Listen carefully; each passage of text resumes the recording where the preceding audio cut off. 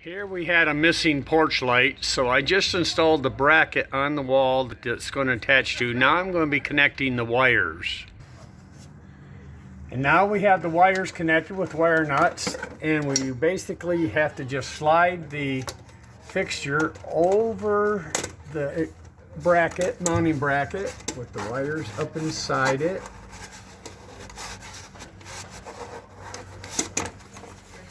And then we put,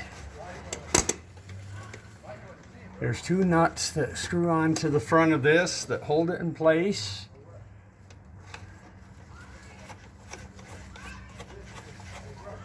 We just tighten them down, that brings it tight to the surface.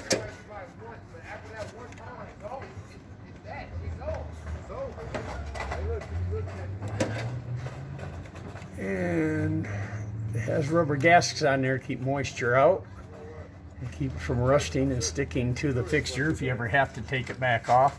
It's a nice added feature. And this is a dusk to dawn porch light. So the light can be left on switch-wise. There's a sensor right here at the top that detects daylight and darkness, and when it starts getting dark, it triggers it. It's an LED feature, so it does not have to have the bulbs replaced. They last for many years.